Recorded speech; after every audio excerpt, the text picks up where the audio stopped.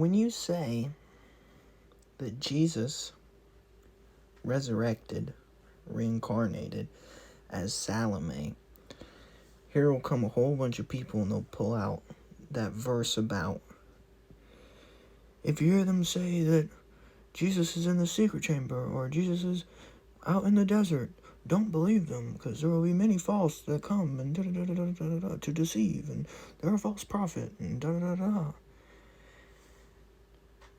and apply it to that. That doesn't apply to that. And here's why. It is in the Bible. It is entrenched in there in the Gospels that Salome is Jesus' resurrection. Just see resurrection as a word for reincarnation. It's the same thing. And they say, no, Jesus died and resurrected and went to heaven, and believe this delusional idea of heaven. That's not what it's referring to. That's figurative language. It's entrenched in the Bible with multiple things that tell you that Jesus reincarnated as Salome. And that is why John the Baptist, which is Jesus' male half, I've been over that. Jesus had a virgin birth, which is missing a male counterpart. John had a infertile birth, which is missing the female counterpart of reproduction. So Jesus is missing the male counterpart of reproduction in his birth. John is missing the female counterpart of reproduction in his birth. And they're both miraculous births. That's because John is the man and Jesus is the girl. They don't want to accept that. But that's the reality of it. That's why John is condemning Herod for his little marriage. And yeah, it's about Herodias, but it's not really. It's used the mother to display Jesus and coercing Jesus into reincarnating as Salome. So, that's one. John was condemning Herod for coercing Jesus to reincarnate, to consent to a reincarnation as Salome and be a temple prostitute, be temple pimped. He was condemning Herod for temple pimping Jesus. That's what he was condemning Herod for. That's one. Now, it's not going to say that, it's not going to just say it flat out. It's not just saying it flat out. Because on the dark side of it, it all has to be secretive. That's how black magic works in the Christian sense of what black magic is. Sorcery. It has to be done in secret. As opposed to miracle side, the light side of it, it doesn't. So it's going to be hidden. But if you know how to read, then you can tell. So on to 2. Salome is a daughter in the ruling class of the Jews in that area of the Herodian Tetrarchy, the Herodian Dynasty. She's daughter of the Herodian Dynasty. So, 2, Jesus' resurrection of Jairus' daughter.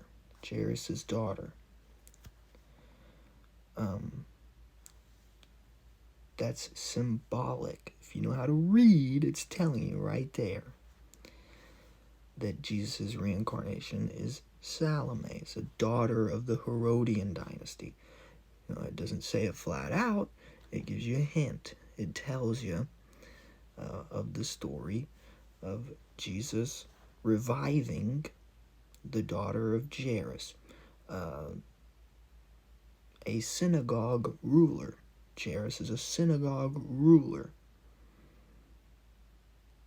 And revives Salome at 12. And what is 12? 12 was the age that a female could marry in that time. When you became 12, you were eligible to marry. You are now an adult woman. You are to be married. So that would have been when Salome is married. That is also the timing of when Jesus would be killed regardless. So, she was already alive. But that's what that's referring to.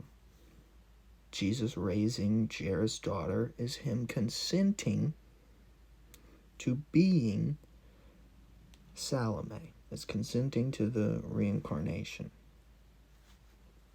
To be a daughter of the Herod Dynasty. And although the historical date of Salome is not exactly known, this will tell you that at Jesus' crucifixion, Salome was approximately 12.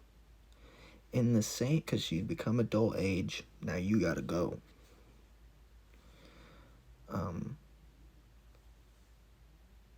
That's the same thing as Charlie knowing that he was gonna die at 83 years old in 2005 when he said, "And 83 horses. Last time I counted. And I think I'm still counting." That's in sweet words. He knew in 2005 that he was going to be dead by 2017. He's going to be dead by 2017. He's going to be killed. He was killed. That's a reality.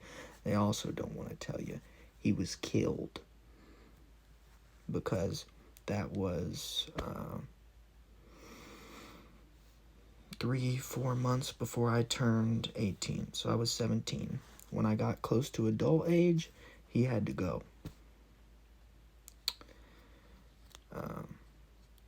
So he knew in 2005, it was 83 horses last time I counted.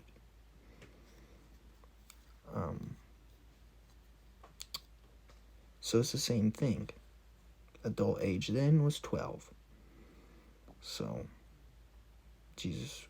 at Jesus' crucifixion, she was about 12. She was getting ready and all that. So, that's 2. The story of Jesus raising Jairus' daughter is symbolic of Jesus consenting to a coerced reincarnation as a daughter of the Herodian Dynasty. Now I'll get into coerce. There's a whole story that's nowhere in history, but it's a story of Herod doing, sending out to kill the male children to, kill the king of the Jews. That is coercion to not incarnate male, and that's the same meaning when it was done in Exodus with Moses. Is a coercion. If you incarnate male, we will kill you. If you make a reincarnation legend and this child is a male, we're going to kill it. That's what that means. It's not about actually they're going to go out and kill all the baby boys. No, it's literally people, ruling class people, bad people in the ruling class going, "Hey, Princess God, hey, Princess Babylon, if you incarnate male and be a Baphomet and have a dick, we're going to kill that baby." So, anytime you see it's about killing the male children, they're not actually going out and killing all the male children. It's just, if you make this legend and it's a boy, we're going to kill it, so you better incarnate female and be princess. That's what it is. So, that's 3. That was his coercion, which was accepted back in 2 with Jairus, a synagogue ruler, symbolic of the Herodian Dynasty, going to Jesus and begging to resurrect his daughter, which is symbolic of Salome, and even so much as Jesus is traveling, he's just supposed to heal her because she's sick. While he's traveling there, she dies. So that's even displaying, actually, him dying and going to be a daughter of the Herodian Dynasty. That's what that is. So that's 2. 3 is the coercion, which is accepted in 2. 3 is the coercion to, we'll kill the male children, but it's not really that. It's just, if you incarnate male, we're going to kill it. So you better incarnate female. So that's 3. Let's see, 4. 4, let's go to Mary finding the empty tomb. So Mary finding the empty tomb, and she sees 2 angels. One of those angels represents Jesus, and one of them represents Salome. That's symbolism of the Spirit of God being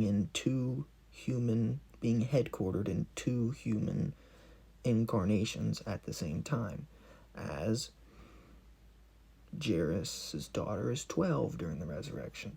So that is up until 12. Salome is 12 years old. The Spirit of God is in Jesus and Salome. And then goes away just in the same way as it's Charlie until I was 17. We were in 2. That's what the legend is. And that's been how it's been going. That's Back to the Future. That's Doc Brown. That's Doc Brown and Marty McFly. Mary McFly. Marty is Mary. So it's Doc Brown and Mary McFly. Doc Brown, Charlie. Mary McFly, me. That's being in 2, Back to the Future. That's being in 2 bodies at the same time. Until the younger one gets to adult age and the other one has to go. So, that's the same thing I'm facing right now with this bullshit fake one. That's Sati in The Matrix. Same thing I'm dealing with now. That's why there's 2 angels. She gets to the empty tomb, and there's 2 angels. One represents one incarnation, the one that is cast out at crucifixion, and the other is the reincarnation. So that's the 2 angels is Jesus and Salome. So that's Mary knowing that there is a reincarnation. She gets to the tomb and it's empty. It's not literal. That means she doesn't know who the reincarnation is. So she's like, why are you crying? They've taken my Lord and I don't know where. I don't know where they've taken him. They've killed my Lord and I don't know his reincarnation. Who's his reincarnation? I know there is one, but I don't know who it is. Where's Jesus? I don't know where Jesus is. They killed him. I don't know where he is. And then when Jesus reveals himself, she at first thinks he's a Gardner, which is fertility goddess symbolism. So when she sees that it's her seeing, oh, it's Salome, her knowing, but isn't Salome kind of like a temple prostitute? No, that's Salome's dance. Salome's dance is about Salome being in temple prostitution. That's her being temple pimped. So that's why Mary, when she sees Jesus, when she realizes, oh, she's asking, who is Jesus reincarnated? Let me in. I want to be in on the know. And she finds out that it's Salome. She thinks it's a Gardner. She sees, because Salome is doing fertility goddess temple prostitution. She's being temple pimped as a fertility goddess. So she's a Gardner. So she's like thinking that Jesus is a Gardner. I thought you were a temple prostitute. So you're Salome now? but isn't Salome a temple prostitute? And then Jesus tells her to not cling to him, because he hasn't ascended to the Father yet. But he is ascending. That's saying, they've killed my husband, they've separated me from my husband. Don't cling to me, don't talk to me, don't come try to save me, don't yell at the Herodian Dynasty or the empire. Don't do any of that, because they've separated me from him, and I'm getting temple pimped. That's what Jesus is saying to her. That's what Salome is saying to her. And really, it probably wasn't even that. It's just symbolic story. Somebody else telling her about what's going on, but it's displayed as that in the story, in the exoteric or esoteric story. But it's her being told, don't interact with Salome, because Salome is getting temple pimped. Go and tell the people that I'm ascending to the Father. Go and get the movement that I started as Jesus, and help me ascend. Help me get back to St. John. Help me get back to my other half. I'm being temple pimped. Here's how you can help. Go and help the movement, because that's what I want. That's what it's saying. So that's the other one. Technically that would be 4 and 5, but it's the same story. We'll go with that. So that's 4. The empty tomb.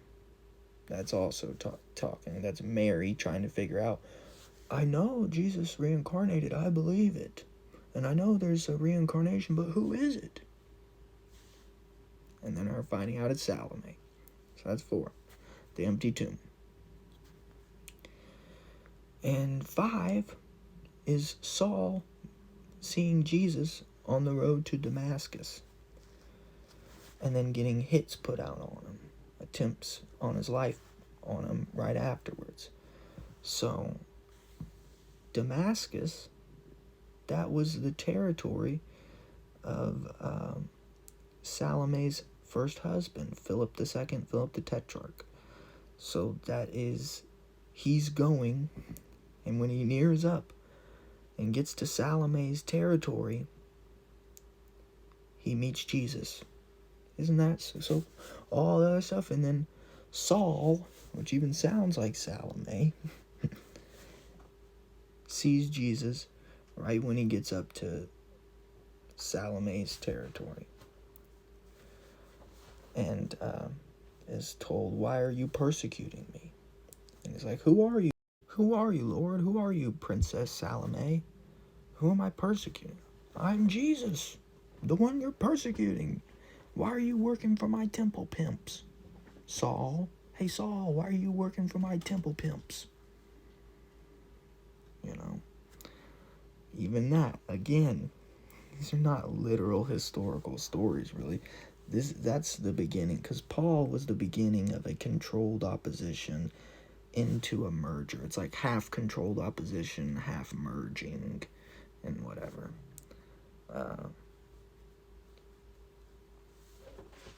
But yeah,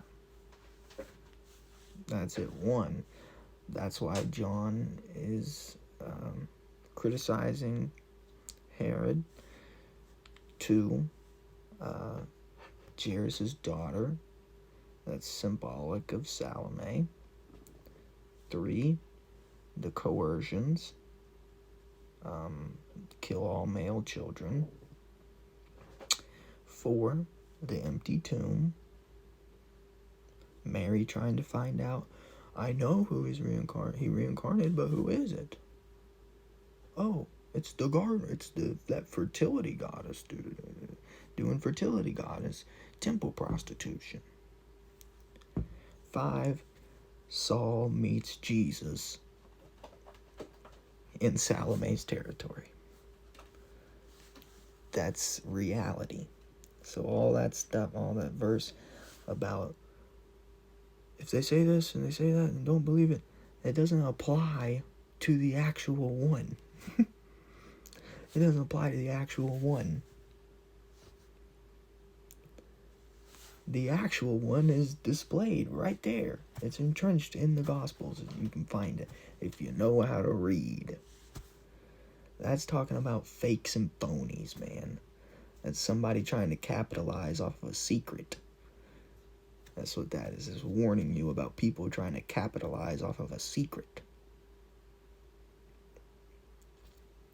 Saying, you know who it is. So don't believe all those other people.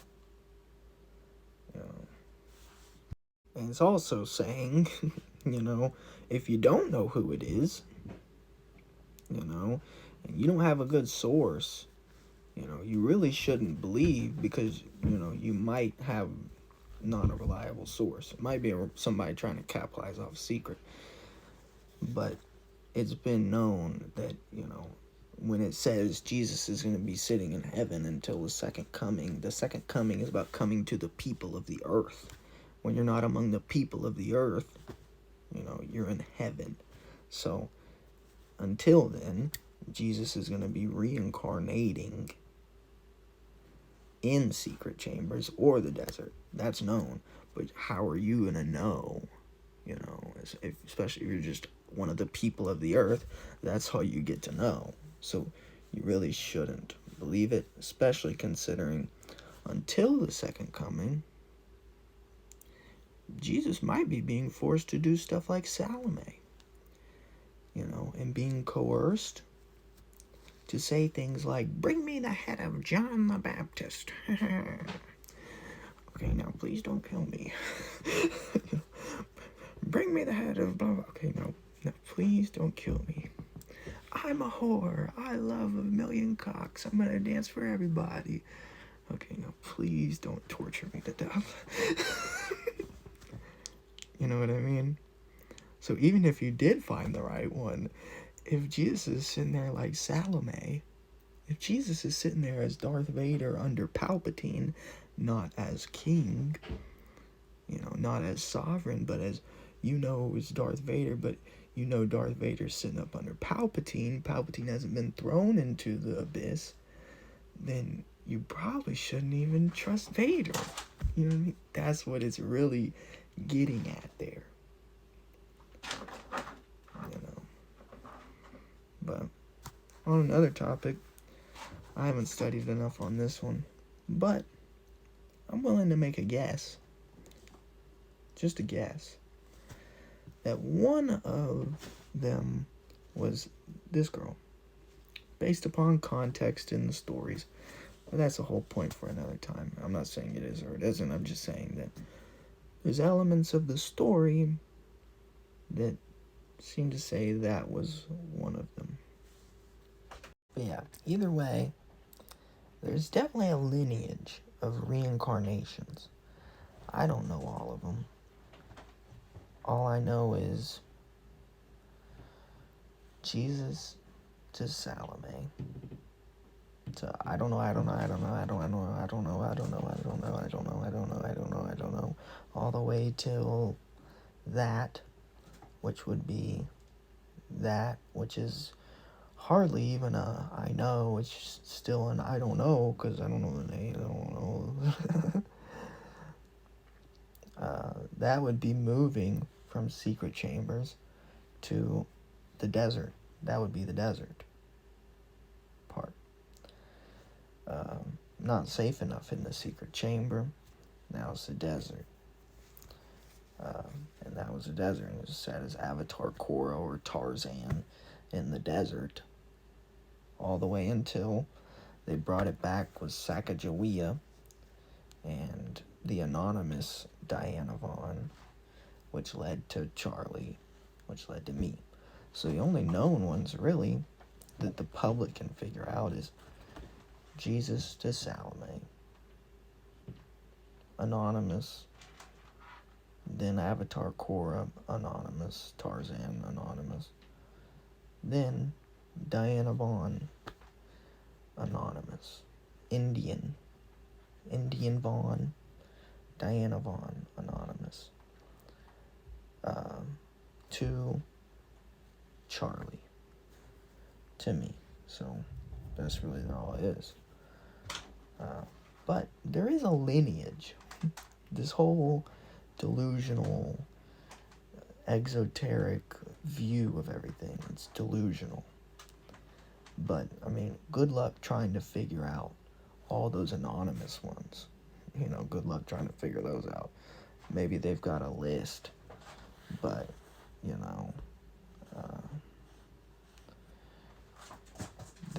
there's got to be a list somewhere. I don't know.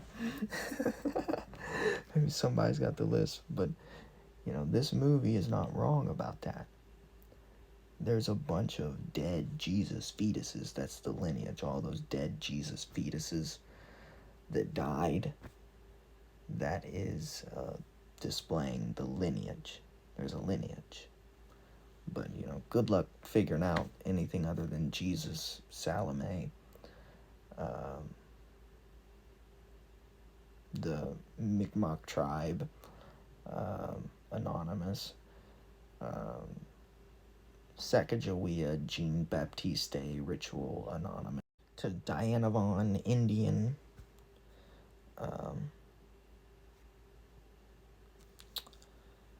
anonymous, to Charlie known, me known. All the other stuff, I don't even know, man. But that movie's dead Jesus fetuses is a display of all those reincarnations, of a lineage. You watch Avatar, there's a lineage of the Avatar. This whole delusional idea where, like, I'm sitting in space, and I'm sitting in heaven on some clouds, and I'm going to fly down out of the clouds. It's delusional. You're delusional. If you believe that stuff, you are delusional. That's like believing Star Wars is literal. And then it's a non-fiction historical account, and they're not actors, it's actual raw footage of real events. It's the same amount of delusional. Star Wars is written in the same way that the Bible is written. They're written in the same way. There's truth, but you gotta know how to read. Esotericism.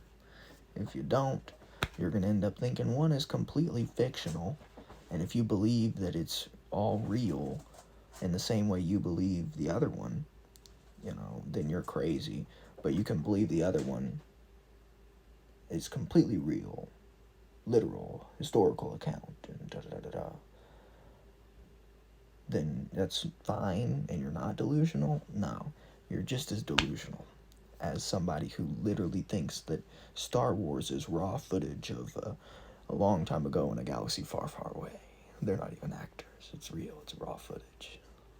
George Lucas is like an interdimensional time traveler. He filmed it all. Posted it at the movie theater. You're just as delusional as that.